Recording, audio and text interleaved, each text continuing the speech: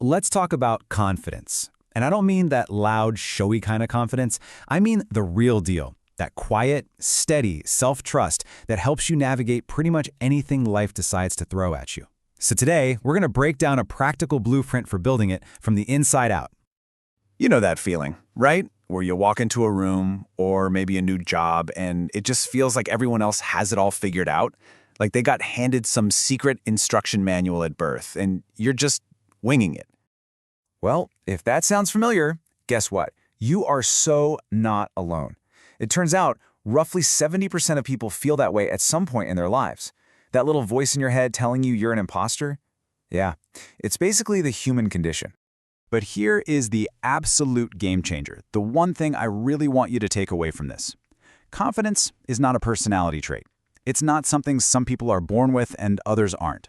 It is a skill.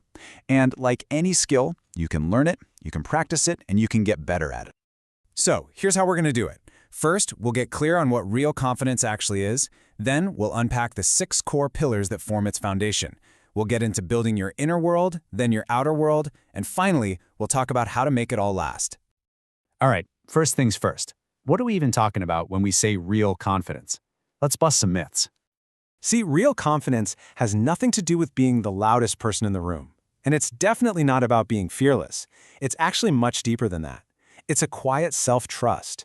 It's the belief that no matter what happens, you have the ability to learn, to adapt, and to figure it out. And this isn't just a nice to have.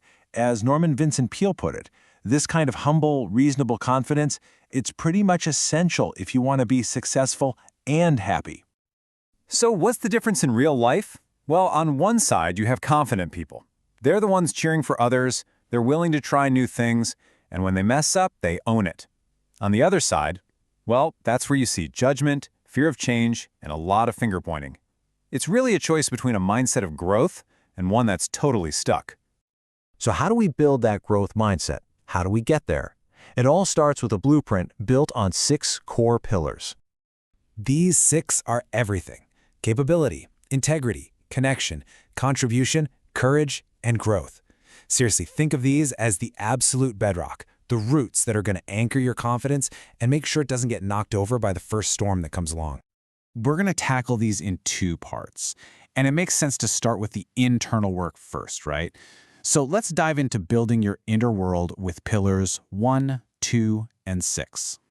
Pillar number 1 is capability. This is all about recognizing what you can already do.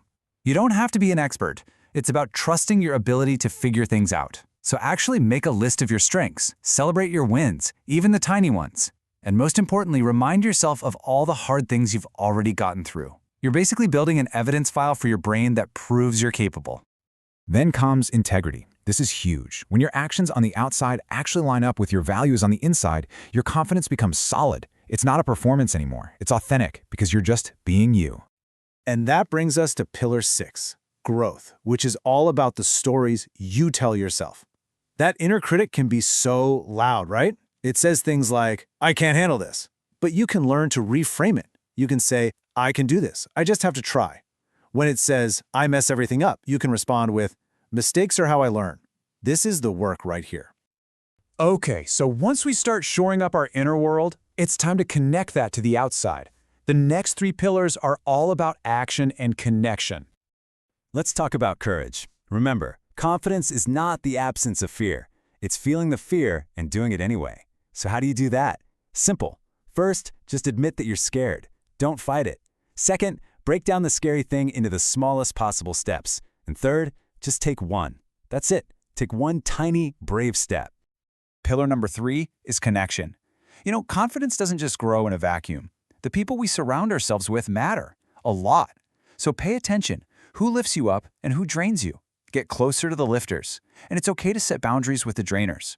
Your inner circle is a direct reflection of how you value yourself. Next up is contribution. This one feels a little counterintuitive, but it's so powerful. When we focus on giving back, our time, our skills, our attention, something amazing happens. We stop obsessing over our own self-doubt and start thinking about how we can help others. And that, right there, reinforces our own sense of worth and purpose. And of course, holding all of this up is just basic self-care. Look, things like what you eat, Moving your body, getting enough sleep, maybe a little mindfulness, these aren't luxuries. They're the literal fuel for a confident mind. It is so hard to feel mentally strong when you are physically running on empty. Okay, so we have the blueprint, we have the pillars, but how do we make it stick? How do we turn this from a skill we're learning into a habit that's just part of who we are? I want you to think of it like this. Your confidence is a tree. Those 6 pillars we talked about, those are the roots, holding you firm and steady. And every small, consistent action you take, every time you celebrate a tiny win or set a boundary or face a small fear, that's the water and the sunlight. It's the daily stuff that helps that tree grow strong year after year. So, your confidence tree is there, ready to grow. The only question left is, what's the very first seed you're going to plant today?